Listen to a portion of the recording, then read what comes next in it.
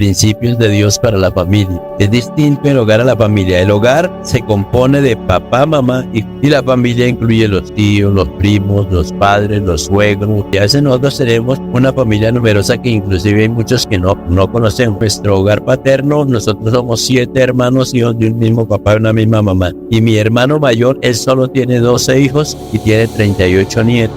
Y todos esos de alguna manera son familia. Y no los distingo a todos, no los conozco a todos. Aquí en el libro de Tito, capítulo 2, hay un título que dice ahí, cuando el texto me habla a mí de sana doctrina, me está diciendo implícitamente que hay doctrina que no es buena. Amén. De hecho, en este tiempo nosotros tenemos que estar muy alerta porque nos están adoctrinando nuestros muchachos. En los colegios, en la televisión, en el internet, están metiendo una doctrina clara. ¿Qué es lo que tiene que hacer la iglesia del Señor? ¿Qué es lo que tenemos que hacer nosotros? Hacer lo que el título dice. Nosotros tenemos que enseñar sana doctrina. Ahora, hay un requisito indispensable para enseñar sana doctrina. ¿Cuál es el requisito indispensable para enseñar sana doctrina? Es conocer la doctrina. Si yo no la conozco, yo no podré enseñar lo que no conozco. Yo no puedo transmitir a otro lo que no conozco. Y lo que conozco debo practicarlo, porque el que no aprende por lo que escucha, aprende por lo que ve. ¿Qué es más importante? ¿Lo que se habla o lo que se hace? Lo que se hace. Más fácil enseñarle a la hija a hacer arroz cuando ve a la mamá haciendo arroz y la mira hacer el arroz, que darle un papel escrito, vea, prenda la estufa, ponga una olla, échele aceite, pique de cebolla. No, eso no entiendo. Al final queda un masacote, pero sí dice todo lo que estaba escrito, porque no lo vieron a la práctica. Amén. Es mejor que vean la práctica. Dice así la palabra del Señor y la voy a leer en el nombre del Padre, del Hijo y con la autoridad del Espíritu Santo.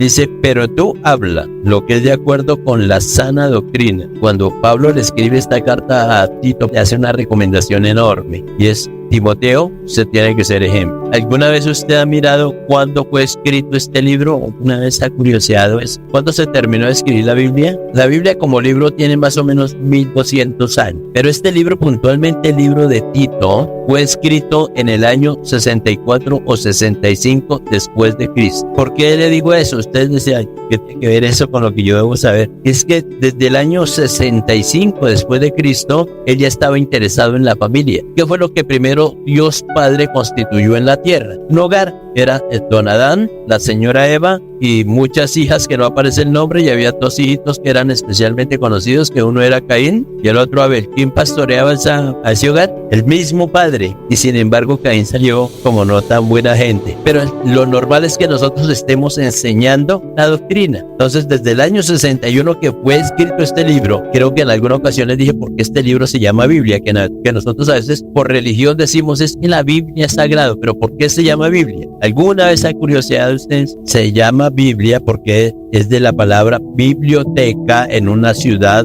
al noreste de Beirut que se llama Biblus. Entonces allí las juntaron como libros y es una colección de libros. Esto es una biblioteca. Son 66 libros que hay ahí. Ya después de que juntaron esos libros, quedó listo. Entonces nosotros tenemos que aprender, porque es que a veces hasta el nombre del libro lo volvemos religión. La Biblia tiene una colección de libros para edificación de nuestra vida. Ahora, aquí Pablo le dice a Tito, pero tú hablas lo que está de acuerdo con la sana doctrina. ¿Cuál es la orden que le dio el Señor Jesús a sus discípulos según Mateo 28, 19 y 20? Vayan por todo el mundo, hagan discípulos, bautícenlos en el nombre del Padre, del Hijo y del Espíritu Santo, y que guarden todas las cosas que les he enseñado. Entonces, cuando el Señor Jesús les dice a los discípulos, a esa gente enséñenle que guarden todas las cosas que yo les enseñé a ustedes, es que ustedes tienen que ser primero prácticos en la enseñanza. O sea, no vamos a ser discípulos, no nos vamos a ganar una persona si nosotros no tenemos primero los principios en nuestra vida. Se ha escuchado muchos papás que le dicen a su hijo,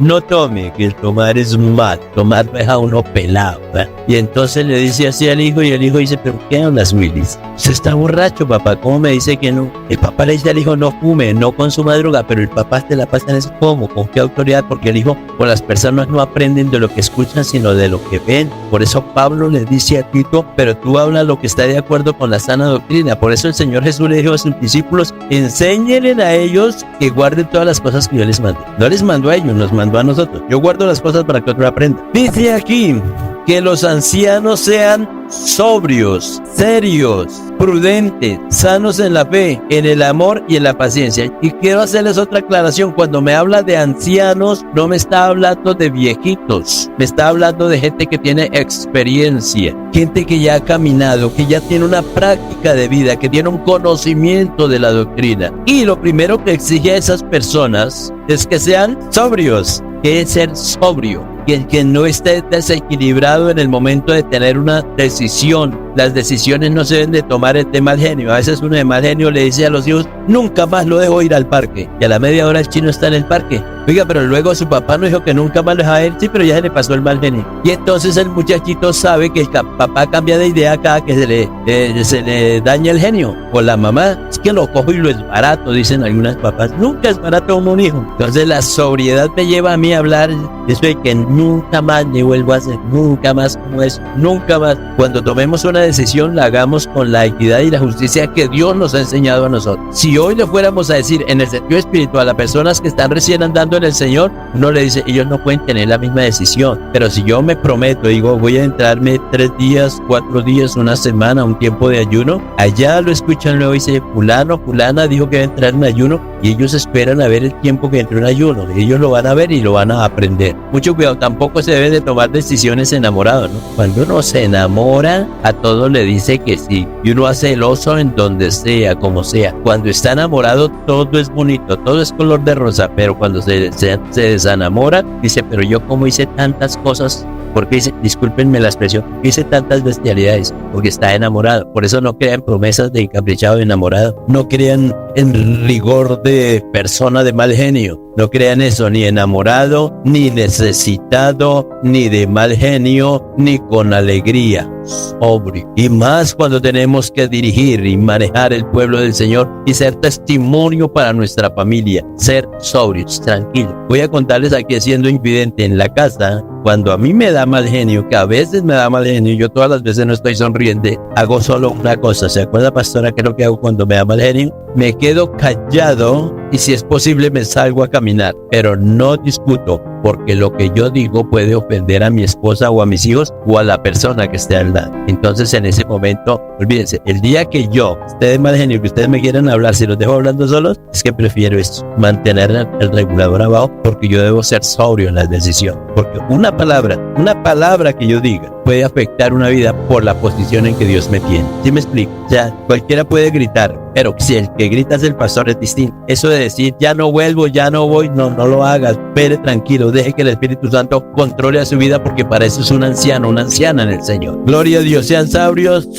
serios, prudentes. Necesita el Señor gente seria en el ministerio, en su servicio. Y la gente seria tiene que ver que cuando dice sí, es sí, pero cuando dice no, es no. Aquí no cabe el quién sabe, el de pronto, el tal vez, quizás, no sé. Sí es sí o no es no. Eso hace parte de una vida cristiana. No hay nada más peligroso que hablar con gente que no es seria en lo que dice. Esa señora o esa persona, ese señor no es serio. Se lo puede decir riendo, pero quiere decir que no es serio. Y el cristiano debe ser serio. Por eso cuando dice que sí, es sí. Cuando dice que no, es no. Pero no cambie de idea, porque eso le quita respeto a usted como persona, a su nombre. Sanos en la fe, en el amor y en la paciencia. El 3 dice que las ancianas, ¿quiénes? Dígale a la que está a su lado, oiga, le están hablando a usted. Noté cuando leí este texto que en el versículo 2 habla a los ancianos, pero que necesitó el 3, 4 y 5 para hablarle a las ancianas. Oiga, como que es que las ancianas necesitan más claridad en las cosas,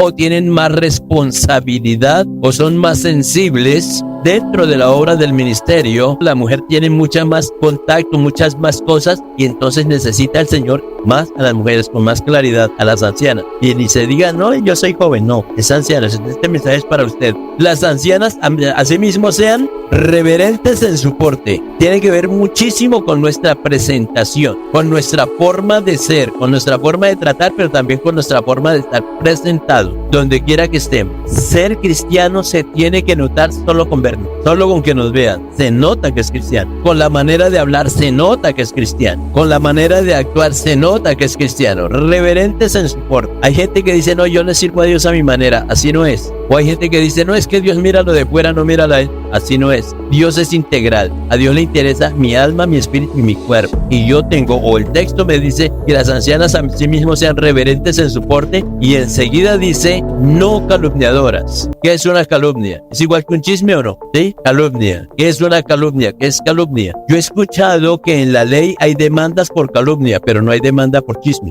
La calumnia tiene que ver con hablar mal de una persona sin ser probado y sin ser certificado. Mejor dicho, diciendo mentiras afectando la imagen de la persona. Pero el chisme en muchas ocasiones es verdad, sino que no está autorizado para contarlo. O sea, usted tiene que aprender a guardar secretos, anciana. Dígale a la que está a su lado, ojo con lo que yo le digo, me guarda el secreto. Porque es que el chisme cuenta lo que no se debe, así sí es cierto, no se debe contar. Pero la calumnia sí es hablar mal, dañar la imagen de la persona. Y el consejo para los hombres y mujeres que servimos al Señor dice, no, aquí dice no calumniadoras. O sea, no hable mal de nadie, absolutamente de nadie hable mal. Usted no tiene que hacerlo, y menos ahora que tiene a Cristo en su corazón. La imagen de las personas siempre tenemos que cuidar, porque es muy fácil dañar la imagen de alguien y es muy difícil recuperar. Por más que digamos, ay, no, me equivoqué, yo pensaba, es que a mí también me habían dicho. No, se daña la imagen de una persona, es difícil de recuperar. Entonces, nada de calumnias. No calumniadoras, no esclavas del bien o maestras del bien. Aquí hay algo que dice que es bien bonito. Oficio de las ancianas que enseñan a las mujeres jóvenes. Aleluya.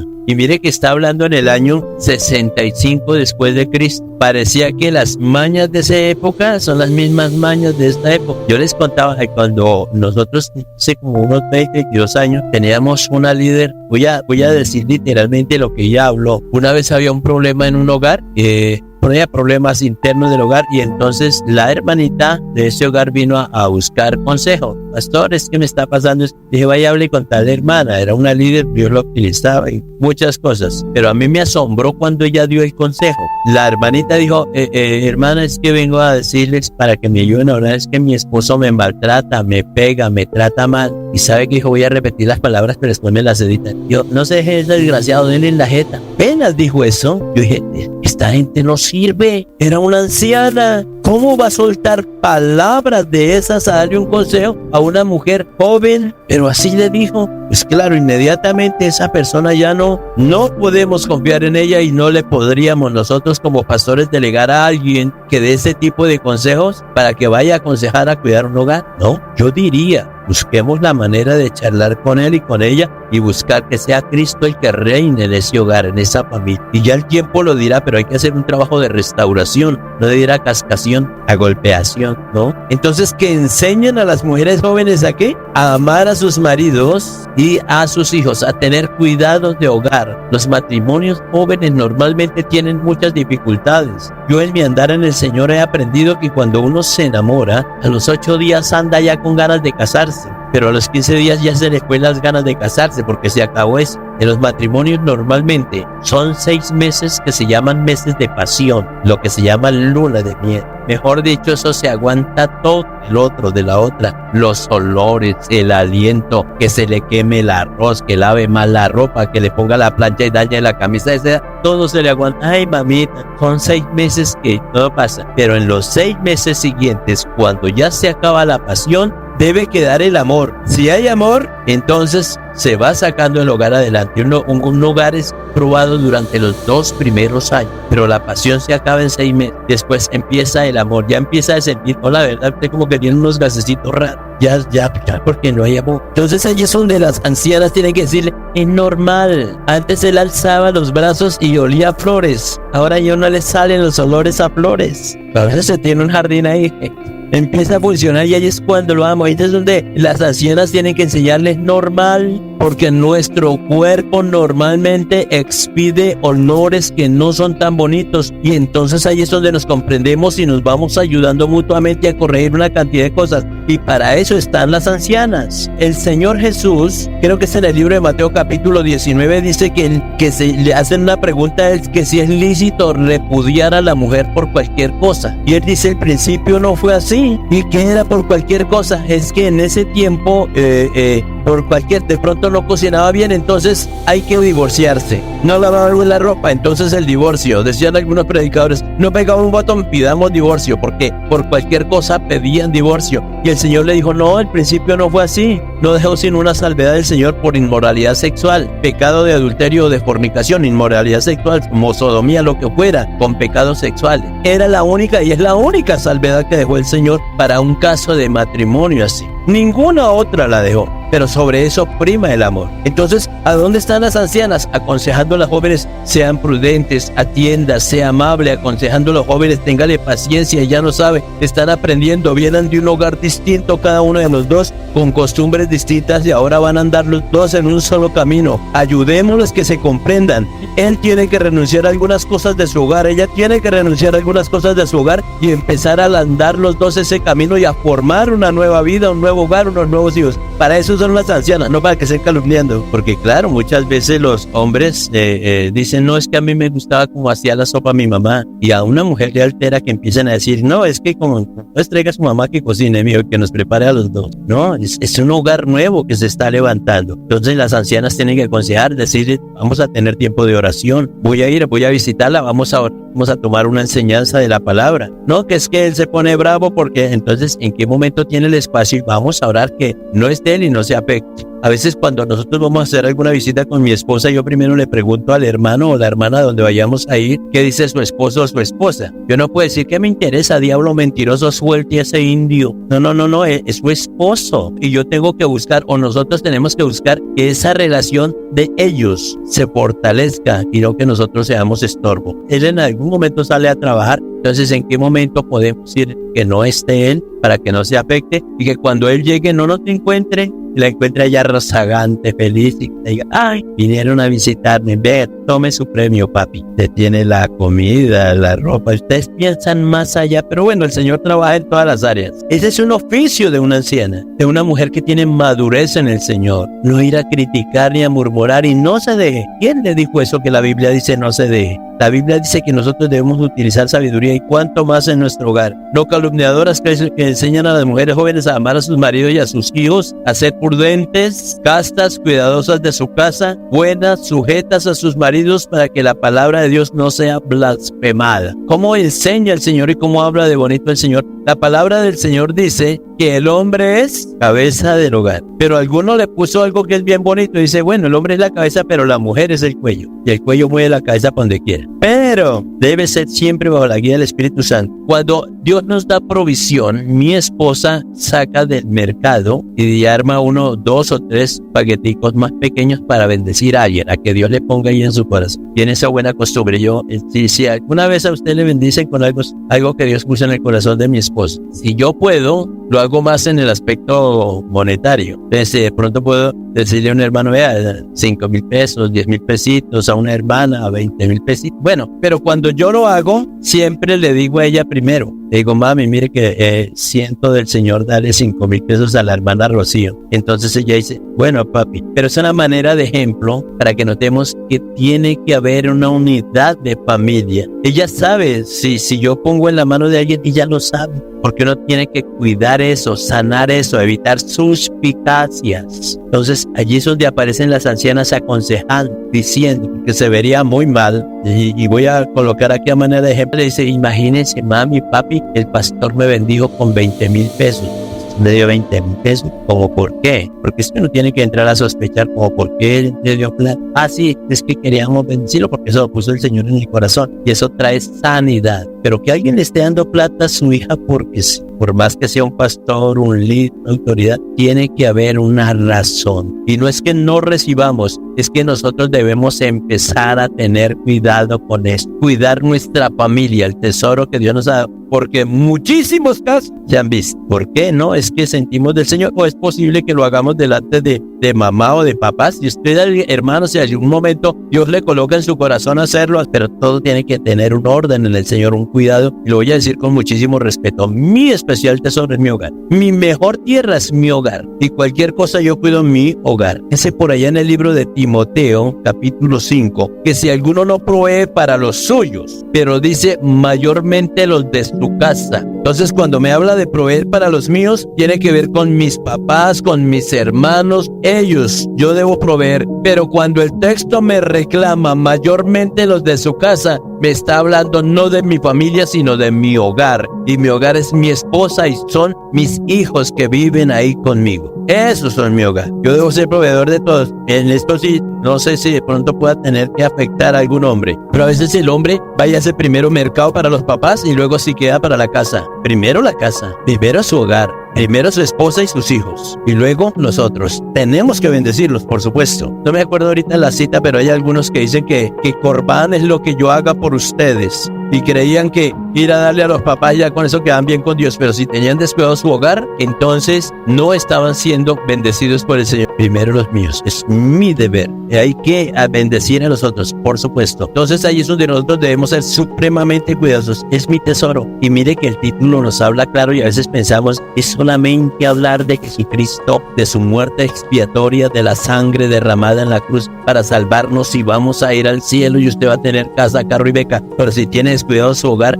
las cosas no funcionan. A veces el hogar se vuelve un infierno. Entonces, cuando mantenemos el orden de la palabra del Señor, año 65, a mí lo que más me asombra es que el texto me habla del año 65 después de Cristo. O sea, empezando la iglesia nueva y Dios le está diciendo a través de Pablo a Timoteo, forme gente de este tipo, de este carácter, de esta manera, porque esa es la iglesia que yo necesito. Yo no quiero tener en la iglesia una cantidad de gente amargada, sufriente, que viven como si comieran limones en todo momento, sino gente que vive feliz en el templo y en la casa. Que no es que yo le diga a mi esposa aquí, mi reina me trae un vaso de agua, mi reina tal, pero que en la casa se le acabe el reinado. No, ella tiene que ser la reina aquí y la reina en la casa. ¿Ven? Verso 5 creo que era el que estábamos leyendo. Hacer prudentes casas, cuidadosas de su casa, buenas, sujetas a sus maridos, para que la palabra de Dios no sea blasfemada. Mire que cuando se forma y se enseña a alguien bien a cuidar los principios, los valores y el comportamiento, la palabra de Dios sigue siendo edificada. Dice por allá en un proverbio, la mujer sabia, más la necia, con sus manos la derriba. No, ya con eso terminó la predicación. Es practicarlo, no más. En cualquier lugar recibimos teoría, ahora vamos a la práctica. Cuando yo hice el curso de conducción, cuando iba allá, le daban a uno la teoría y le enseñaban. Ahora, ¿cómo aprendió en la práctica? Cascándole a otros carros, pero bueno, ya se aprendió, ya no se le pega a otros carros. Verso 6, exhorta a sí mismo a los jóvenes que sean prudentes. A los jóvenes a que sean prudentes. Usted va a notar algo, que cuando le habla a los ancianos, les dice que sean prudentes. Cuando le habla a las ancianas, les dice que sean prudentes. Y cuando le habla a los jóvenes, les dice que sean prudentes. A cada uno en su nivel, y a cada uno en su hogar, y a cada uno en su contexto, pero a todos nos sugiere prudencia. Yo tengo como práctica de vida 3 cosas. No opinar sobre lo que no me preguntan. No aconsejar sobre donde no me piden y no meterme donde no me llaman. Yo puedo ver que esté sucediendo, pero si no me han dicho venga, dejemos. Una vez escuché de un hombre que trabajaba como salvavidas en una piscina y resulta que fue un grupo de personas a pasear y por allá se botó un muchachito y empezó a patalear y a tomarse el agua en la piscina. Y se sacudía y se tomaba la piscina y él miraba al salvavidas y el salvavidas miraba al otro tomando agua. No le decía nada, no hacía nada y apenas miraba y digo, pero se va a ahogar y este es el oficio de él y no va. Pasaron como 5 minutos, que es un buen montón de tiempo, y ya el que estaba pataleando, el que se estaba sacudiendo, se quedó quietico y empezó a flotar. Ahí sí se metió el salvavidas y lo sacó y le hicieron los movimientos y le sacaron el agua y el pescado. Ah, no, en las piscinas no hay pescado, le sacan. Y bueno, quedó otra vez bien. Y entonces el reclamo del salvavidas, usted estaba viendo que se estaba ahogando y no fue capaz de ir allá a sacarlo rápido. Dijo, no, es que en el curso, en lo que yo sé, es que mientras la persona se mueva, corro riesgo yo. Ellos tienen un tiempo de aguantar para sacar. Luego se saca y se le hace la reanimación y queda bien. Si yo me lanzo, es muy probable que me coja y los dos nos soldamos o los dos tomemos agua. A veces en los hogares, en las familias, en las personas toca hacer lo mismo. Dejémoslo. Pastor, haga algo. No hago nada porque Dios no me ha indicado hacer nada. Pero Dios nunca nos va a abandonar. En su momento nos saca y nos lleva a flote de nuevo. Aleluya. Y el hogar se va a acabar y ya no puedo más y ya no soporto a esta vieja, ya no soporto a este hombre. No, se va a acabar, que se largue.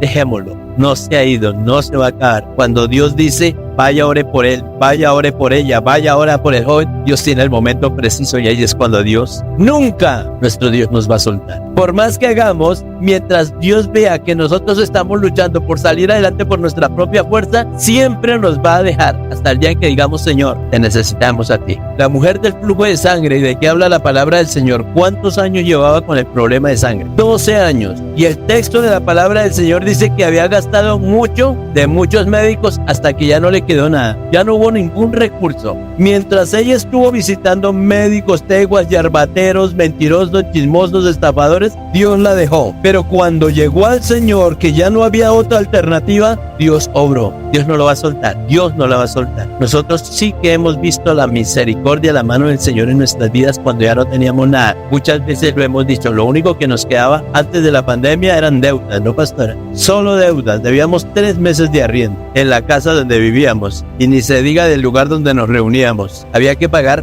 1.800.000 pesos y entraban durante un mes 600.000 pesos. Y ese dueño y ese lugar, calzón. Y nosotros endeudados, la chica se nos enfermó, pagábamos pensión en el colegio, no teníamos que era una cantidad. Nosotros lo único que teníamos era cara bonita y sonrisa. El resto no, porque a nadie, tampoco a nadie le decíamos, Señor, estamos pasando por esta necesidad. Eso a uno le enseñan aquí que uno eructa pollo aunque las tripas suelten de hambre. Duro eso. Y a nadie quejas porque nadie nos podía solucionar. Nosotros sabemos que nuestros problemas no nos solucionó el Señor. Pero entró pandemia y cuando entra la pandemia, la situación se pone todavía más gris porque de la pandemia, como ya no podemos hacer culto, yo me fui a trabajar en la Rusa unos días. La suegrita que no está aquí, no le van a contar cuando la vean, fue la que un día me regañó. Las suegras, ay, no le cuentes eso a mí. Gloria a Dios por las suegras que regañan. Llegó y me regañó y me dijo, pastor, a usted el Señor lo llamó, fue a servir y a predicar su palabra. ¿Qué haces metido en la albañilería? Y yo pensaba por mí mismo,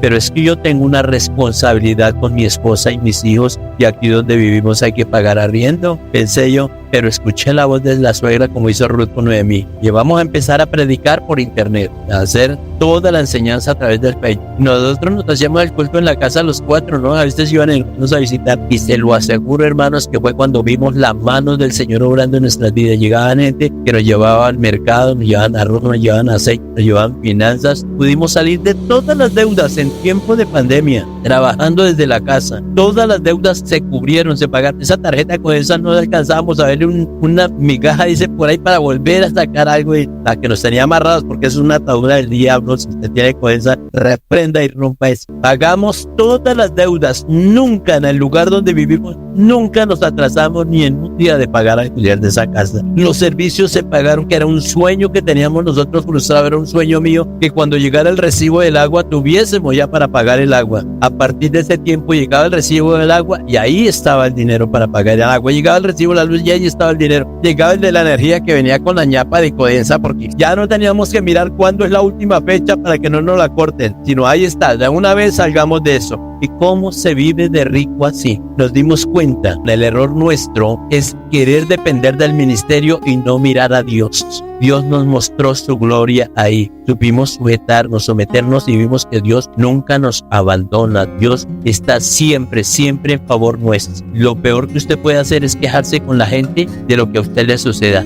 Hable con el Señor, métase con el tiempos de oración. Si el Señor le revela a alguien es porque a través de ese alguien tiene para usted una bendición. Pero Dios no es chismoso y no le revela nada a nadie de su vida privada. Entonces, siempre utilizar prudencia. Ancianas, prudencia. Ancianos, prudencia. Jóvenes, prudencia. Y versículo 7 es una última recomendación. Dice ahí, presentándote tú en todo como ejemplo de buenas obras. Presentándose, ¿quién? ¿Quién se tiene que presentar? Yo. Presentándote tú en todo como ejemplo de buenas obras. Y cuando habla todo es todo. Habla de la presentación, del hablar, del cuidado, del consejo, de la sabiduría. Cómo Dios cuida el hogar. Qué rico cuando en la iglesia hay alguien que nos aconseja a nuestros hijos y nosotros tenemos seguridad que el consejo que le da esa mujer o ese hombre es un consejo para edificar la familia. Porque a veces a nosotros como papás no nos escuchan tanto, pero escuchan a otro. Y qué rico cuando ese otro es confiable, presentándote tú como ejemplo en todo. Puede ser que nuestros hijos miren a la mamá y al papá con respeto, con cariño, con aprecio, pero no todas las cosas. Alguien me dijo una vez, no, es que todo lo que hace mi hija me lo cuenta. Le dije, ¿usted sí cree en eso? Eso fue una mamá y la hija tiene 16 años. Yo no es que ella todo lo que hace me lo cuenta. No, nuestros hijos nunca nos contarán todo. Ellos le cuentan a otros muchachos. Pero qué rico cuando hay la revelación de Dios y le dice, venga fulano, venga fulana, le voy a dar un consejo. El Señor me dijo, el Señor nos mostró, porque edifica la familia, edifica el hogar. Y nosotros somos una familia. Si no confiamos en nuestra familia de la fe, ahí es donde debemos ser supremamente cuidadosos. Muy maravilloso. Entonces no se olvide, dígale al que está a su lado, presentándote tú en todo como ejemplo de buenas obras. En la enseñanza mostrando integridad y seriedad. De pronto alguien podría decir, oiga, pero esa enseñanza no es tan espiritual. Pero es que nosotros estamos aquí en la tierra y nosotros en la tierra debemos aprender a vivir bien, no volvernos místicos, que todo lo volvemos espíritu. El espíritu quiso golpear la puerta,